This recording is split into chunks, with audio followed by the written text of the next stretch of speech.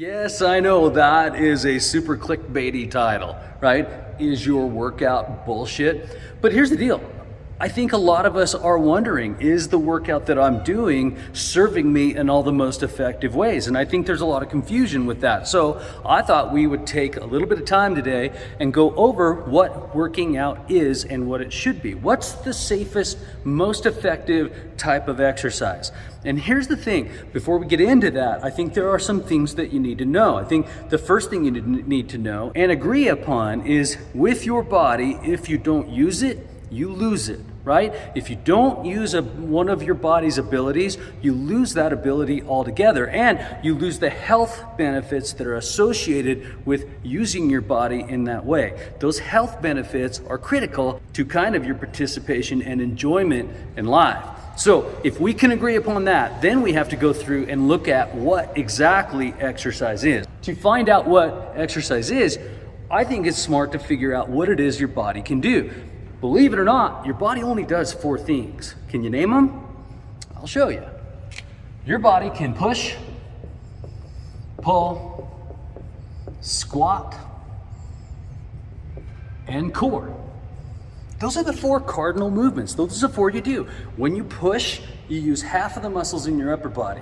When you pull, you complete the upper body by using the other half, right? So when you squat, if you squat correctly and effectively, you use all of the muscles in the lower body, and then when you core, your body goes forward, backwards, side, side, and twists. So those are the things to remember. And you have to remember, if you don't use it, you lose it. So if you're not pushing, you lose the ability and the health benefits associated with pushing. Does that make sense?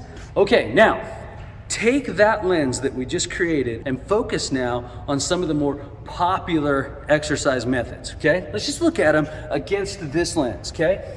Runners. I love to pick on runners. I admire runners. I love them very much. I wish I could be one, right? So let's pick on them for a minute. Is running effective exercise? Remembering that if you don't use it, you lose it. Do runners push?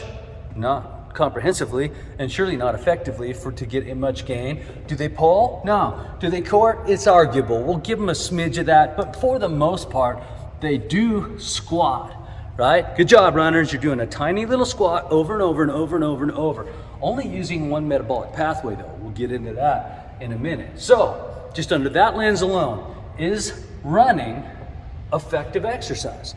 Well, if you're looking at it objectively, you'd have to say no. As a matter of fact, what you'd have to say is when you run, you're only doing about 25% of the type of exercises that your body can do. And if you don't use it, you lose the abilities to do so and the health benefits. So is running bullshit?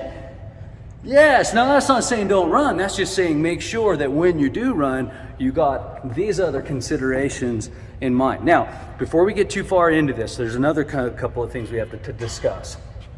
One is intensity, okay? Just because you might be doing pushing, pulling, squatting, and coring, that doesn't mean that you're doing a complete type of exercise. Your body has the ability to push, pull, squat, and core very, very heavily, medium and moderate, and it can do it quite light. So heavy over a couple of reps, moderate over several reps, and light theoretically ongoingly, right?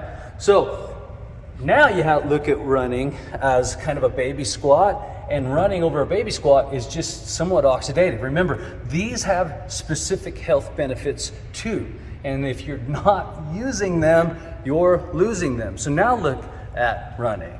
It's oxidative for one thing, not great exercise. In fact, I would say bullshit, unless you're doing other parts. And maybe unless you're trying to be a runner and then you got no business doing this, but that's a discussion for another day. How we doing? You on board with me? Let's look at some of the other types of exercise out there. Yoga. Don't kill me, yoga. I like yoga too. Okay, but is it complete exercise? In other words, is yoga bullshit? No, yoga is not bullshit other than if you're using it for exercise. If you're using yoga for complete exercise, it's bullshit. Because yoga, where's the pull? Where's the pull, yoga? I'll give you all of the other things, all of them, and I'll give you them over most of these different metabolic pathways in an effective and efficient manner. But yoga, where's the pull? Now, here's the thing to understand about that. You're doing a ton of pushing in yoga. Yeah, lots of down dog, lots of on your hands, lots and lots of pushing. But if you never grab a thing and pull, we never use the other side of the muscles. And if we do the one thing over and over and over, we create imbalances in joints, right? You have to turn around and pull, or that joint becomes diseased, and then you become diseased. And yoga done only and exclusively ever for exercise will lead to imbalances. It always does. So, is yoga bullshit?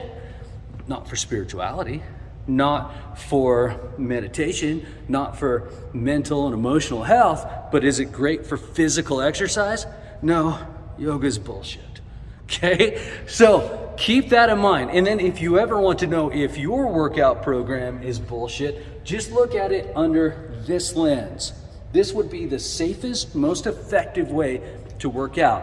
If you could push, pull, squat, and core using the 4 cardinal movements with heavy, low reps, medium reps that are moderate, and light reps that are theoretically ongoing, but they wouldn't be, you're doing safe, efficient, and effective exercise. Now, if you really want to do great exercise, join us at rewindfit.com, RWNDfit.com, and we put this type of workouts on you in a minimalist fashion where we do all it takes but not one single thing more. And if you agree with that kind of stuff, man, join us. I'd love you to be there, and join one of our challenges on Rewind Fit, RWNDfit.com.